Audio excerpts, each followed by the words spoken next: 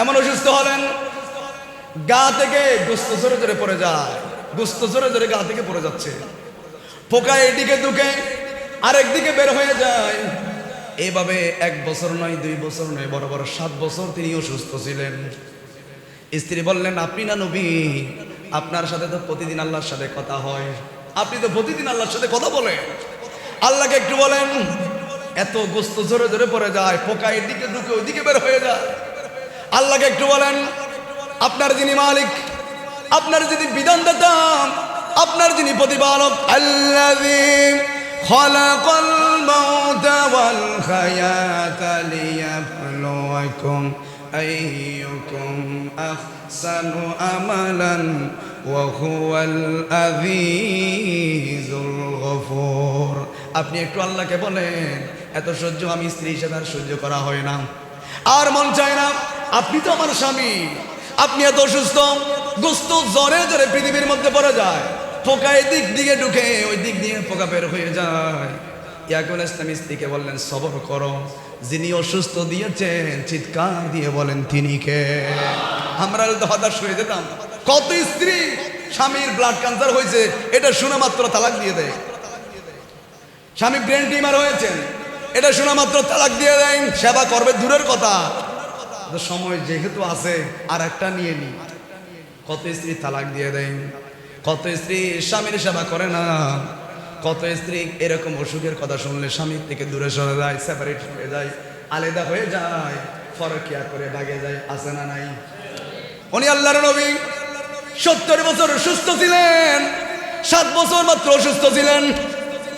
এবার স্ত্রী বললেন, ও আমার প্রাণের স্বামী, আপনি যে অসুস্থ, পায়খানা প্রস্রাব এক জায়গায় করতেছেন, গোস্ত জোরে জোরে পড়ে যায়, আমার তো মনে এটা সহ্য করতেছে না। আপনি মনে করিয়েন না আমি দুনিয়ার অন্য মহিলাদের মতো আপনাকে ছেড়ে অন্য জায়গার মধ্যে চলে যাবে, এটা মনে করিয়েন না।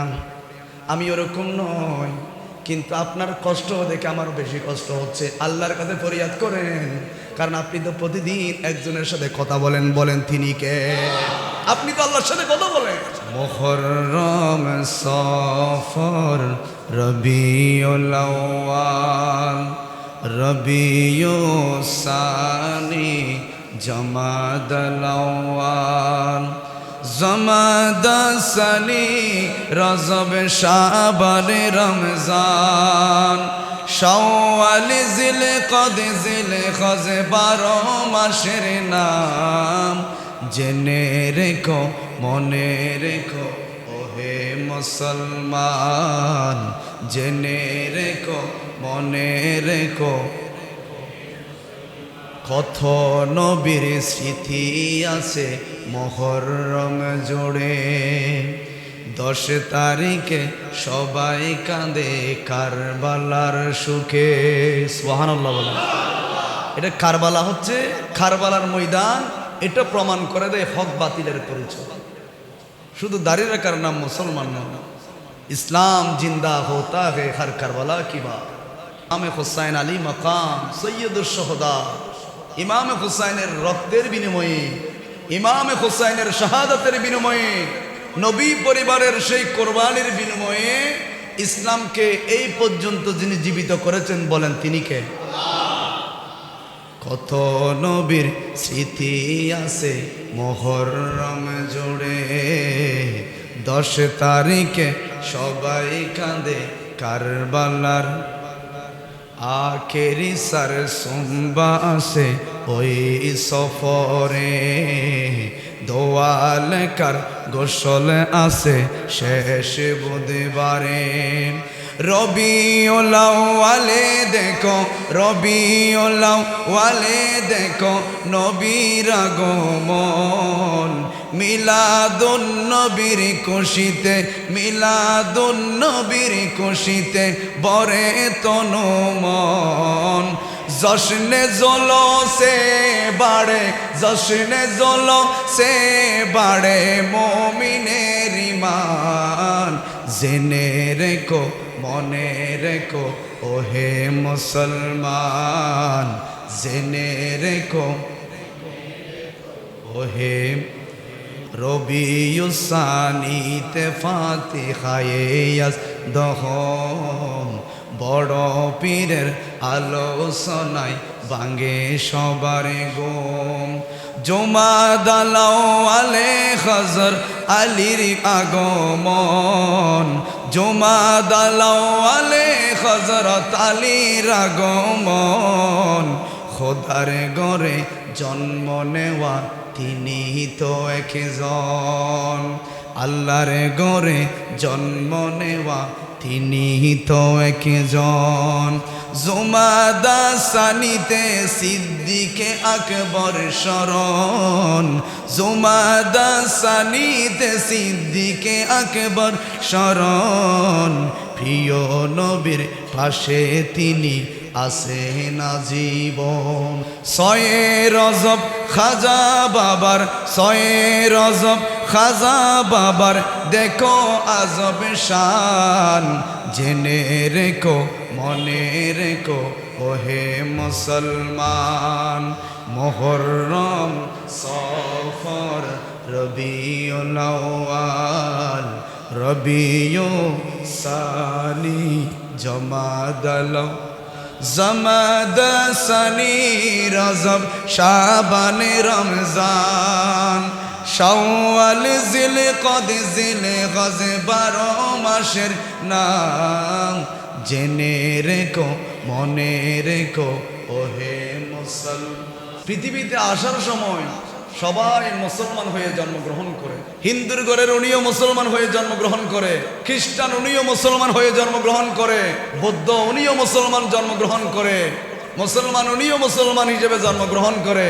হুজুর, সবাই যদি মুসলমান হয় তাহলে পৃথিবীর মধ্যে এত ধর্ম কেন, এত পার্থক্য কেন, এত হিন্দু বৌদ্ধ খ্রিস্টান এত ধর্ম আসলো কোত্থেকে? হাদিসে পাকের মধ্যে আমার নবী জানিয়ে দিয়েছেন, যারা হিন্দু ধর্মের মধ্যে জন্মগ্রহণ করেছেন তাদের মা বাবা তাদেরকে হিন্দু ধর্মের শিক্ষা দিয়ে, দীক্ষা দিয়ে, দিক নির্দেশনা দিয়ে তাদেরকে হিন্দু বানিয়ে নিয়েছেন। বৌদ্ধ ধর্মের মধ্যে যারা জন্মগ্রহণ করেছেন তাদেরকে বৌদ্ধ ধর্মের রীতিনীতি অনুসরণ করে তাদেরকে বৌদ্ধ বানিয়ে ফেলেছেন। খ্রিস্টান ধর্মে যারা জন্মগ্রহণ করেছেন তাদেরকে খ্রিস্টীয় কালচার শিক্ষা দিয়ে নববর্ষ কেমনে পালন করতে হয়, ইংরেজি নববর্ষ কেমনে পালন করতে হয়, হ্যাপি নিউ ইয়ার কেমনে পালন করতে হয়, তাদের ধর্মর শিক্ষা দিয়ে তাদেরকে তাদের মা বাবা খ্রিস্টান বানিয়ে ফেলেছেন। কিন্তু আশ্চর্যের বিষয় হলো, আফসোসের বিষয় হলো, মুসলমানের ছেলে মুসলমান ঘরের মধ্যে জন্মগ্রহণ করছে কিন্তু তার অভিভাবক তাকে মুসলমান এখনো বানাতে পারে নাই। যদিও বা নামে মুসলমান, কিন্তু আমরা মুসলমানিত্ব, ইসলামী আদর্শ, ইসলামী লেবাস, ইসলামী চরিত্র আমাদের শরীরের মধ্যে কয়জনেরও বা আছে? আমাদের কথায় কয়জনের বা নবীজির সুন্নাহ বের হয়? আমাদের পোশাকে কয়জন আমার নবীর সুন্নাহ অনুসরণ করে?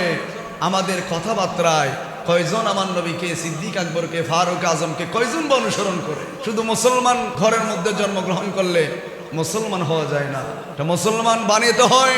কেমনি ভাবে মুসলমান হবেন?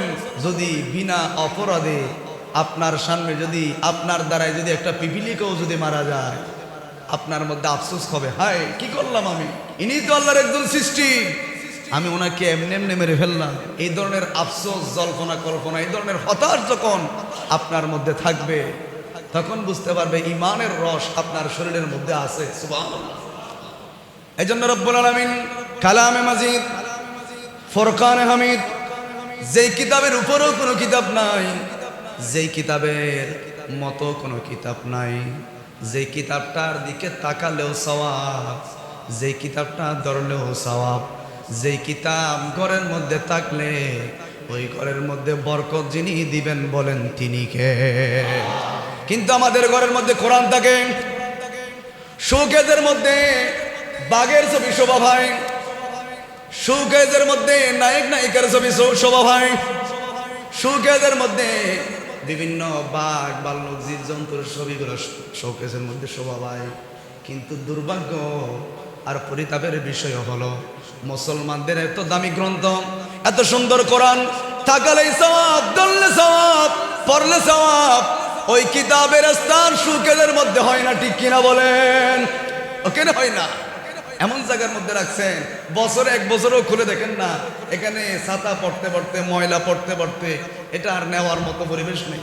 এজন্য রব্বুল আলামিন বলেন, গোলাম ও আমার বান্দারা, জেনে রেখো, ইন্না রাব্বাকুমুল্লাযী খালাকাস সামাওয়াতি ওয়াল আরদা ফি সিত্তাতিন আইয়াম। ও আমার গোলাম, ইন্না নিশ্চয় নিশ্চয় তাগিদ দিয়ে আল্লাহ কথা বলছেন। ও আমার গোলাম, ও আমার বান্দারা, ইন্না রাব্বাকুমুল্লাহ, নিশ্চয় নিশ্চয় পৃথিবীর একজন মালিক রয়েছেন। বলেন তিনি কে?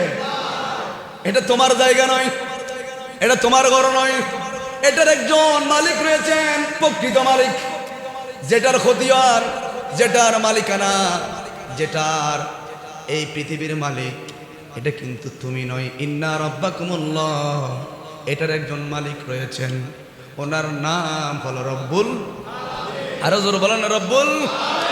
উনি বললেন আল্লাযী আল্লাযী খালাকাস সামাওয়াত, আমি আল্লাহ আসমান বানালাম, জমিন বানালাম, এই পৃথিবী বানালাম, এত সুন্দর আরশ কুরসি বানালাম, প্রথম আসমান, দ্বিতীয় আসমান, তৃতীয় আসমান, এত কিছু বানালাম রে গোলাম। বড় বড় পাহাড় বানালাম, সমুদ্র বানালাম, এত পৃথিবী বানালাম, এই জিনিসগুলো একদিনে হয় নাই। ফি সিত্তাতিন আইয়াম। আবার তাফসীরের কিতাবের মধ্যে আমি দেখলাম আল্লাহ বললেন আমি কুন ফায়াকুনের মানে বলা মাত্র হয়ে যায়, বলতেও হয় না। কুন বলার সাথে সাথে ভ্রিং হয়ে যাও, ফায়াকুন বলার সাথে সাথে এই পৃথিবী, বিশ্বজগৎ, নবমণ্ডল, ভূমণ্ডল, আকাশমণ্ডল, প্রথম আসমান, দ্বিতীয় আসমান, সমুদ্র একাকার হয়ে যাবে একজনের নির্দেশে। বলেন তিনি কে? আল্লাহ বলেন আমি কুন ফায়াকুনের মালিক, আমি জীবন দেওয়ার মালিক। আল্লাহ বুঝলাম আপনি কুন ফায়াকুনের মালিক আপনি, কিন্তু আপনি কেন বললেন এত সুন্দর পৃথিবী, আকাশমণ্ডলী, লৌহ কালাম, আরশ কুরসি এতগুলো বানানোর সময় আল্লাহ আপনি কেন বললেন ফি সিত্তাতিন আইয়াম? কেন বললেন আপনি 6 দিন সময় লেগেছেন? আল্লাহ বলেন গোলাম তোদেরকে বোঝানোর জন্য, কোন মানুষ তাড়াহুড়ো করে কোনো কাজ করা এটা শয়তানের পক্ষ থেকে। তাড়াহুড়ো করে কোনো কাজ করা যাবে না, সিদ্ধান্ত নিতে হবে, মজলিসে শুরা বসাতে হবে, পরামর্শ করতে হবে।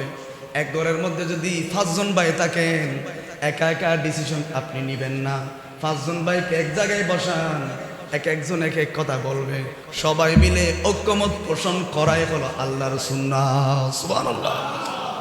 এজন্য রব্বুল আলামিন বলেন ইন্না রাব্বাকুমুল্লাহুল্লাযী সামাওয়াতি ওয়াল আরদা ফি সিত্তাতিন আইয়াম। আমি আল্লাহ আসমান, জমিন, চন্দ্র, সূর্য, গ্রহ, নক্ষত্র, নবমণ্ডল, ভূমণ্ডল, পৃথিবীর মধ্যে যত কিছু সৃষ্টি আছে সবগুলো বানালাম মাত্র কয় দিনে? আরো জোরে বলেন না। আল্লাহ আপনি তো কুন ফায়াকুনের মালিক, বলা মাত্র হয়ে যায়, বলতেও হয় না। কেন বলেন আপনি 6 দিনে বানালেন? আল্লাহ বলেন গোলাম তোদেরকে বোঝানোর জন্য, তাড়াহুড়ো কাজ সেই করে যেই শয়তান, আর যেই সবচেয়ে বেশি বুঝে আল্লাহর উপর তাওয়াক্কুল করে, সেই কখনো তাড়াহুড়ো করে না, একজনের উপর তাওয়াক্কুল করে। বলেন তিনি কে? আপনার ভালো, আপনার খারাপ, আপনার দুঃসময়, আপনার ভালো সময়, সবগুলো একজনের পক্ষ থেকে আসেন। বলেন তিনি কে? ভালো সময়, দুঃসময়, খারাপ সময়, এগুলা একজন দিয়ে থাকেন। বলেন তিনি কে? পরীক্ষা করার জন্য। এজন্য হযরত আইয়ুব আলাইহিস সালাম, উনি 70 বছর বয়সের মধ্যে, আইয়ুব আলাইহিস সালামের নাম শুনছেন তো আপনারা? জোরে বলেন না। হযরত আইয়ুব আলাইহিস সালাম 70 বছরের বয়সের মধ্যে গিয়ে হঠাৎ করে অসুস্থ হয়ে বললেন। এমন অসুস্থ হলেন গা থেকে গোস্ত জোরে জোরে পড়ে যায়, গোস্ত জোরে জোরে গা থেকে পড়ে যাচ্ছে, পোকা এদিকে ঢুকে আরেকদিকে বের হয়ে যায়। এভাবে 1 বছর নয়, 2 বছর নয়, বড় বড় 7 বছর তিনি অসুস্থ ছিলেন। স্ত্রী বললেন আপনি না নবী, আপনার সাথে তো প্রতিদিন আল্লাহর সাথে কথা হয়, আপনি তো প্রতিদিন আল্লাহর সাথে কথা বলেন, আল্লাহকে একটু বলেন। এত গোস্ত জোরে জোরে পড়ে যায়, পোকা এদিকে ঢুকে ওইদিকে বের হয়ে যায়, আল্লাহকে একটু বলেন।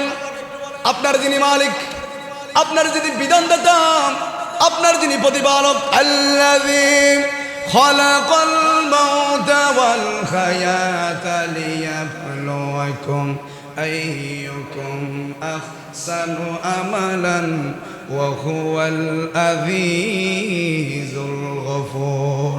আপনি একটু আল্লাহকে বলেন এত সহ্য আমি স্ত্রী হিসেবে আর সহ্য করা হয় না, আর মন চায় না আপনি তো আমার স্বামী, আপনি এত অসুস্থ, গোস্ত জ্বরে জ্বরে পৃথিবীর মধ্যে পড়ে যায়, পোকা এদিক দিকে ঢুকে ওই দিক দিয়ে পোকা বের হয়ে যায়। ইয়াকুব ইসলাম স্ত্রীকে বললেন সবর করো, যিনি অসুস্থ দিয়েছেন চিৎকার দিয়ে বলেন তিনি কে? আমরা তো হতাশ হয়ে যেতাম।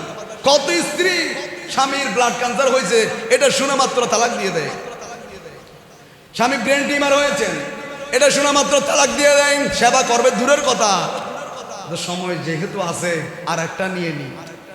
কত স্ত্রী তালাক দিয়ে দেয়, কত স্ত্রী স্বামীর সেবা করে না, কত স্ত্রী এরকম অসুখের কথা শুনলে স্বামীর থেকে দূরে সরে যায়, সেপারেট হয়ে যায়, আলাদা হয়ে যায়, ফরকিয়া করে ভাগে যায়, আছে না নাই? উনি আল্লাহর নবী 70 বছর সুস্থ ছিলেন, 7 বছর মাত্র অসুস্থ ছিলেন। এবার স্ত্রী বললেন ও আমার প্রাণের স্বামী, আপনি যে অসুস্থ, পায়খানা প্রস্রাব এক জায়গায় করতেছেন, গোস্ত জোরে জোরে পড়ে যায়, আমার তো মনে এটা সহ্য করতেছে না। আপনি মনে করিয়েন না আমিও দুনিয়ার অন্য মহিলাদের মতো আপনাকে ছেড়ে অন্য জায়গার মধ্যে চলে যাবে, এটা মনে করিয়েন না। আমি ওরকম নয়, কিন্তু আপনার কষ্ট দেখে আমার বেশি কষ্ট হচ্ছে। আল্লাহর কাছে ফরিয়াদ করেন, কারণ আপনি তো প্রতিদিন একজনের সাথে কথা বলেন, বলেন তিনি কে?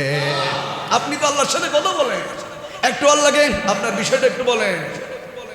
বারংবার বারংবার স্ত্রী যখন এই কথা বললেন, একদিন দোয়া করলেন, আল্লাহ ইয়া বারিদানা রব্বুল আলামিন, আল্লাহ আপনার গোলাম, আপনার নবী ইয়াকুব আলাইহিস সালাম, আপনি ওনাকে বড় পরীক্ষার মধ্যে আপনি পেলিয়েছেন, এই পরীক্ষার মধ্যে পাশ করানো, আপনি ফেল করানোর দায়িত্ব হলো আপনি, বলেন তিনি কে? আমাদের মতো বলে নাই, আমি গত সপ্তাহে দোয়া করছিলাম আল্লাহ বৃষ্টি দেন, আমাদের মতো বলে নাই আল্লাহ আমারে সুস্থ করে দেন, বললেই তো সুস্থ করে দিত। কিন্তু উনি বললেন ও আমার স্ত্রী, আল্লাহ রাব্বুল আলামিন আমাকে বরাবর 1 বছর নয় 2 বছর নয় 70 বছর পর্যন্ত সুস্থ রেখেছেন কে? 70 বছর সুস্থ রেখেছেন। অল্প মাত্র কয়েকদিন 7 বছর পর্যন্ত আমাকে আল্লাহ অসুস্থ দিয়েছেন। আমি কিভাবে আল্লাহর কাছে বলবো? আমার তো একটা লজ্জা শরম বলে আছে, যে মালিক 70 বছর সুস্থ রেখেছেন, 7 বছরের কষ্ট যদি আমি সহ্য করতে না পারি, আমি পারবো না, আমি বলতে পারবো না। বারংবার যখন স্ত্রী বলছেন বলেন বলেন দোয়া করেন, আপনি তো প্রতিদিন আল্লাহর সাথে কথা বলেন, একটু আল্লাহর কাছে বলেন, দোয়া করেন, আল্লাহ আপনার নবী ইয়াকুব আলাইহিস সালাম আপনার গোলাম, ও মালিক আপনি পরীক্ষার মধ্যে ফেলিয়েছেন, আপনি ফাঁস করানোর মালিক, আপনি ফেল করানোর মালিক আপনি, সুবহানাল্লাহ। আমাদের মতো ডাইরেক্ট বলে নাই আল্লাহ আমারে বালা করে দেন, আল্লাহ আমারে সুস্থ করে দেন, এরকম ডাইরেক্ট বলে না। এই নবীরা এই জন্য নবী হয়েছেন, অধিক পরীক্ষার মাধ্যমে, অধিক সম্মুখীনের মাধ্যমে কষ্টের শিকার হয়ে তারা নবী হয়েছেন। তাদেরকে আল্লাহ এরকম ধৈর্য ক্ষমতা সব কিছু দিয়ে পাঠিয়েছেন কে? এখন এলাকার মানুষ হযরত ইয়াকুব আলাইহিস সালাম গোস্ত ঝরে ঝরে পড়ে যায়, ফোকা ঢুকে এদিক দিয়ে ওদিকে বের হয়ে যায়, এলাকার মধ্যে দুর্গন্ধ ছড়িয়ে পড়লেন। দুর্গন্ধ যখন ছড়িয়ে ফেললেন, এলাকার মানুষ বললেন ওনাকে আর এলাকায় রাখা যাবে না, ওনাকে ফেলে দিতে হবে। সবাই মিলে সংকল্প করলেন, মিটিং বসালেন, ইয়াকুবকে এখানে রাখা যাবে না, এলাকার দুর্গন্ধ হয়ে যায়, দূষিত হয়ে যায়, এলাকার মানুষ সুস্থভাবে বাঁচতে পারে না, ওনাকে এখানে রাখা যাবে না। ওনাকে সবাই মিলে পাহাড়ের মধ্যে ফেললে, কিন্তু স্ত্রী যিনি আছে উনিও কিন্তু ঘরের মধ্যে থাকে নাই, স্বামী যেখানে স্ত্রীও সেখানে, সুবহানাল্লাহ। এজন্য আমার মা বোনরা ঘরের মধ্যে বসে বসে আলোচনা শুনেন। আম্মাজান আপনাদেরকে বলছি, আপনার স্বামী যদি অসন্তুষ্ট হয়ে যায়, আপনার ফরজ নামাজের কোনো মূল্য নাই, আপনার তাহাজ্জুদের কোনো মূল্য নাই, আপনার যাকাতের কোনো মূল্য নাই, আপনার সুন্দর চেহারারও কোনো মূল্য নাই, আপনার ইবাদতের কোনো মূল্য নাই। কারণ আল্লাহ রাব্বুল আলামিন বলেন, কোনোদিন যদি কোনো মানুষকে যদি সিজদা করা যদি আমার নবীর শরীয়তের মধ্যে জায়েজ হতো, আমি নির্দেশ দিতাম তোমরা সবাই মহিলারা যারা রয়েছো, তোমরা সবাই স্বামীর কদমের মধ্যে প্রতিদিন সিজদা করতে থাকবে, সুবহানাল্লাহ। কিন্তু এটা তো হারাম। এজন্য রব্বুল আলামিন বলেন, কোন মেয়ে যদি স্বামী ইন্তেকালের সময় বা মেয়ে ইন্তেকালের সময় তার স্বামী যদি তার উপর যদি সন্তুষ্ট থাকেন, তার উপর যদি রাজি থাকেন, আমার নবী বলেন ওই মেয়েটা সবার আগে জান্নাতের মধ্যে চলে যাবে। সুবহানাল্লাহ। যদি আমার মা বোনরা যারা শুনছেন, আমার নবী বলছেন কোন মেয়ে যদি মারা যাওয়ার সময় তার স্বামী যদি তার উপর সন্তুষ্ট থাকে, নবীজি বললেন সেই ব্যক্তি জান্নাতে সবার আগে আগে চলে যাবে। সুবহানাল্লাহ। কওমের মানুষরা, এলাকার মানুষরা দুর্গন্ধের কারণে যখন পাহাড়ের মধ্যে নিক্ষেপ করলেন, পাহাড়ের মধ্যে যখন ফেলে আসলেন, আমাদের বাংলাদেশের স্ত্রীদের মতো আরেকটা জামাই গ্রহণ করে নাই, তালাক দেয় নাই, বাগিয়ে যায় নাই, ওই নির্জন একাকার নিস্তব্ধ ভয়ানক জায়গার মধ্যে স্বামীর সাথে চলে গিয়েছেন স্ত্রীও। সুবহানাল্লাহ। আমার স্ত্রীর নাম ছিল রাহিমা, উনিও চলে গেলেন জঙ্গলের মধ্যে, বাঘ ভাল্লুক। কিন্তু যখন আপনি আল্লাহর জন্য দিওয়ানা হয়ে যাবেন, আল্লাহর জন্য যখন পাগল হয়ে যাবেন, তখন বাঘ ভাল্লুক আর আপনাকে খাবে না, আপনার সেবা করতে বাধ্য হবে। সুবহানাল্লাহ। কারণ যারা নবীর গোলাম হয়ে যায়, যারা আল্লাহর জন্য দিওয়ানা হয়ে যায়, সারা পৃথিবী তার গোলাম হয়ে যায়, সারা পৃথিবী তার গোলাম হয়ে যায়, বাঘ পর্যন্ত তাকে সালাম দিতে বাধ্য। পরীক্ষার মধ্যে ফেলেছেন কে? স্ত্রীর প্রতি স্বামীর সম্মান, স্বামীর প্রতি স্ত্রীর সম্মান।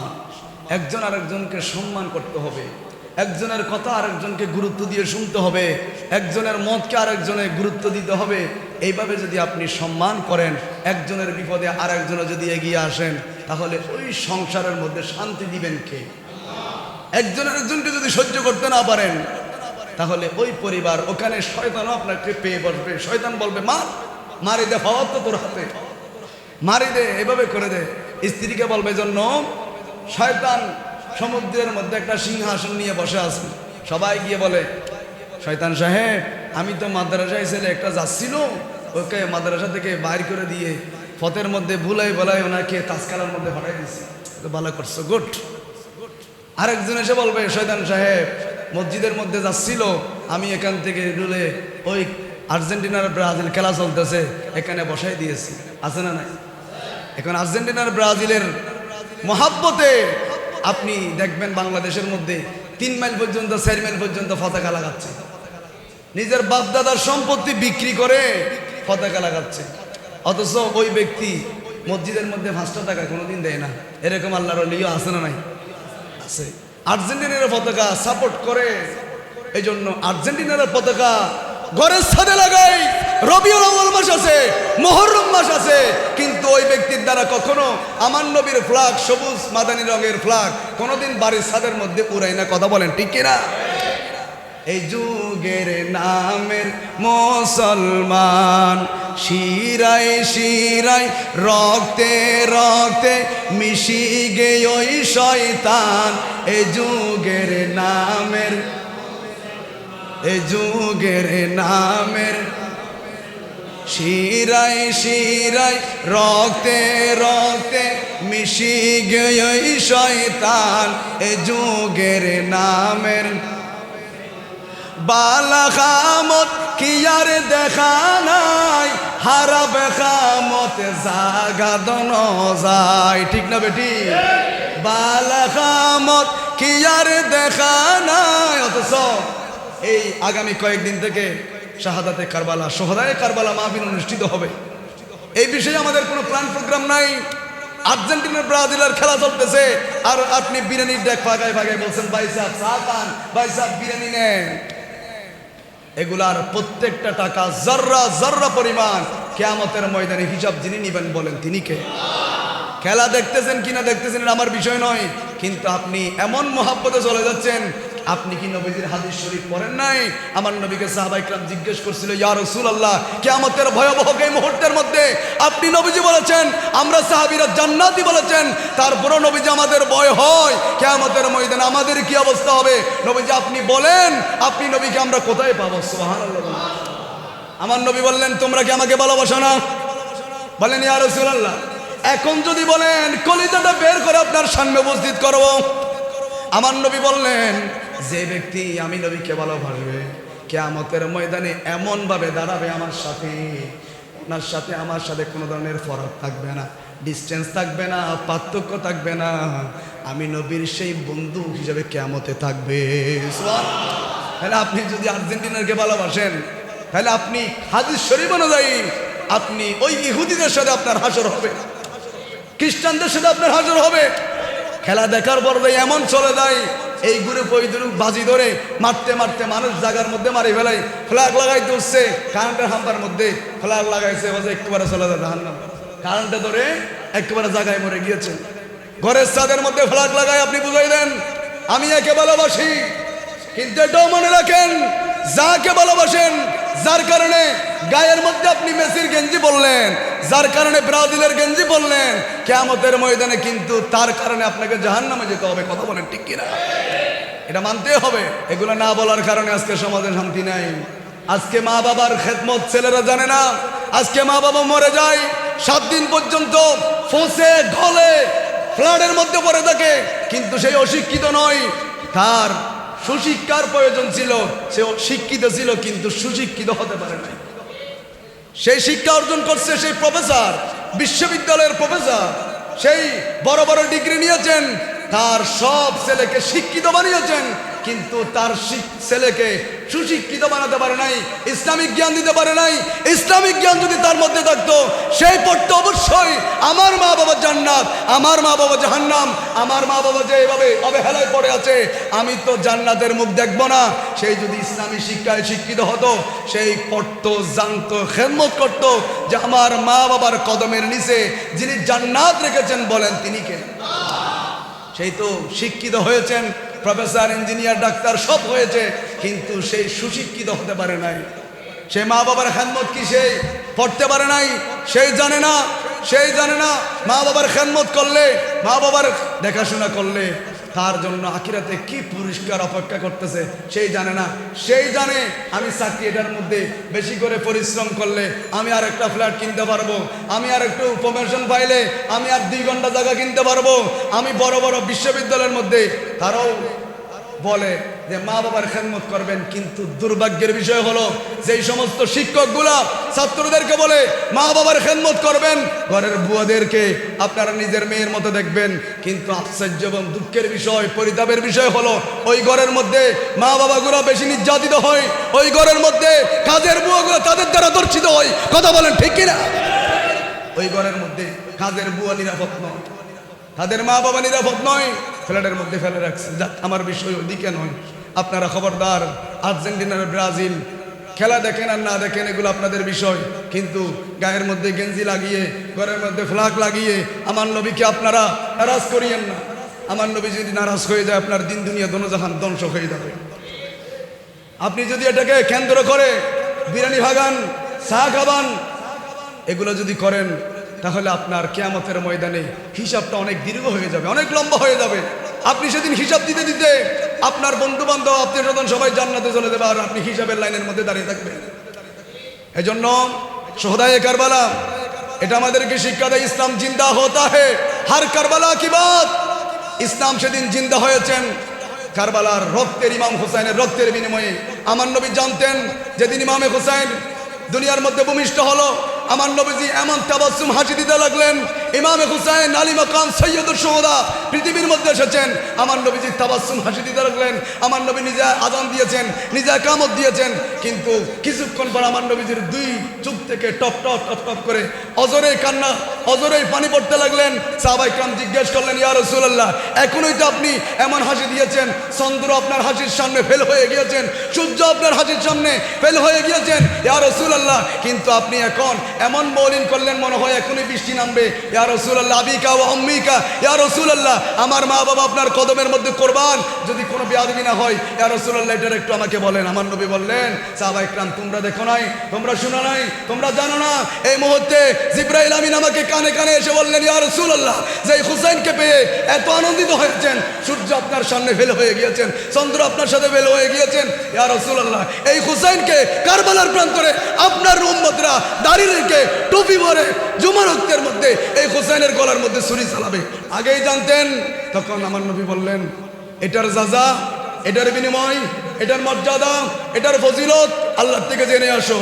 ইয়া রাসূলুল্লাহ, আল্লাহ বলেছেন আপনার হুসাইনের খুনে মুবারক, রক্ত মুবারক, আপনার হুসাইনের এক একটা রক্তের বিনিময়ে আপনার কোটি কোটি গুনাহগার উম্মতদেরকে কিয়ামতের ময়দানে সেদিন আপনি শাফাআত করে করে জান্নাতের মধ্যে নিয়ে যাবেন। সুবহানাল্লাহ।